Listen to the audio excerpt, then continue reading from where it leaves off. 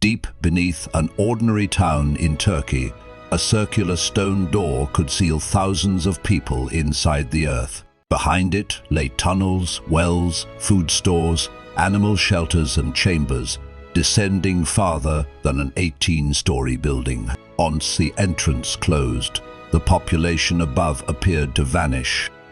Yet below ground, an entire community could remain alive, while soldiers passed over their homes without realizing thousands of people were beneath their feet. This was not a primitive cave or a single emergency tunnel. Derinkuyu was an engineered underground refuge where people could protect their families, livestock, food, water and possibly their faith for extended periods.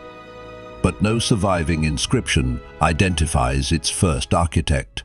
No ancient record explains when excavation began, and the deeper we descend, the harder it becomes to answer the most important question: what danger justified building a city beneath a city? Derinkuyu lies in Cappadocia, a region of central Anatolia shaped by ancient volcanic eruptions. Over immense periods, erosion carved the landscape into valleys, cliffs, and formations, now known as fairy chimneys. Layers of compacted volcanic ash created a rock called tuff. It was soft enough to cut with simple tools, yet stable enough to support rooms, tunnels, and churches when carved with care. Communities throughout Cappadocia carved homes, storerooms, monasteries, and churches into the rock. Derinkuyu was therefore not an isolated miracle. It was the most dramatic expression of a regional tradition. Modern accounts often claim that Derinkuyu was accidentally rediscovered in 1963 when a resident broke through a basement wall. But local people had long known and reused parts of Cappadocia's underground spaces. What re-emerged was their astonishing extent. Derinkuyu descends approximately 85 meters and contains numerous levels, although not all are accessible today.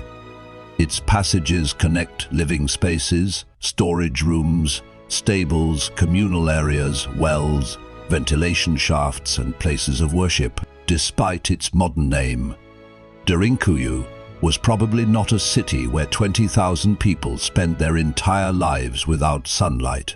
Its design points more convincingly to a fortified refuge entered when the world above became dangerous. Near the upper levels, excavators found spaces interpreted as stables. Keeping animals underground brought food and transport resources to safety, but it also created heat, waste, noise, and an enormous demand for fresh air. The solution was a network of vertical shafts. Some descended through numerous levels, allowing air to circulate deep underground. Even far below the surface, a flame could continue burning, and people could continue breathing. Wells and water access points reduced the need to expose refugees at the surface. This was critical. An underground population that had to leave every few hours for water could never remain concealed. Storage chambers held grain, dried food, oil, and wine. These supplies suggest planning rather than panic. The people entering Derinkuyu expected the entrances to remain closed and understood that survival depended on what had been stored beforehand. Open fires deep inside the complex could consume oxygen and reveal the refuge through smoke emerging above.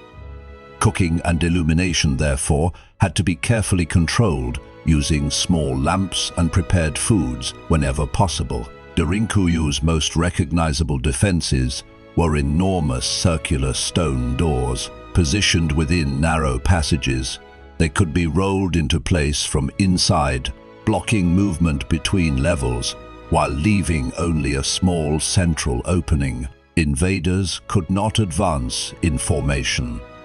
Some passages forced a person to crouch or move in single file. A small number of defenders familiar with the tunnels could delay a much larger force that entered blindly. The rolling doors were not limited to the main entrance. Sections could be sealed independently.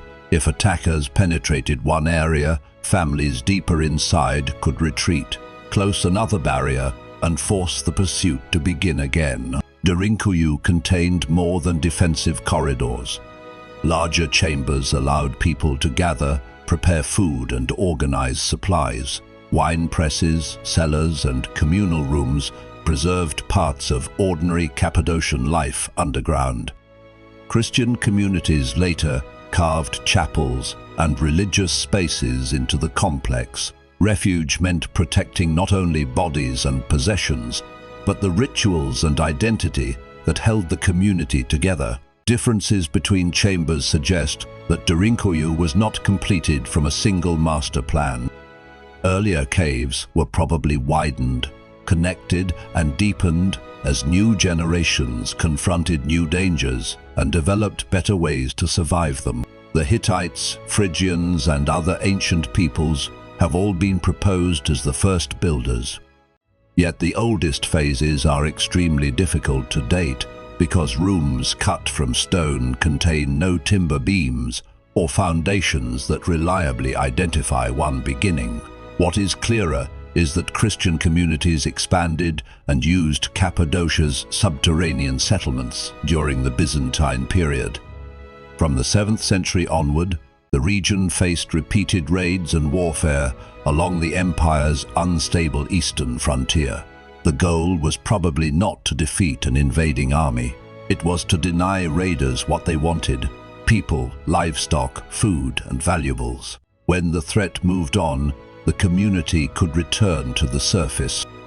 Derinkuyu's ventilation, wells, and storage made extended shelter possible, but they did not remove every limit. Thousands of people and animals would rapidly consume food, contaminate air, and produce waste inside crowded chambers. The famous figure of 20,000 is best understood as an estimated maximum capacity, not a documented population count.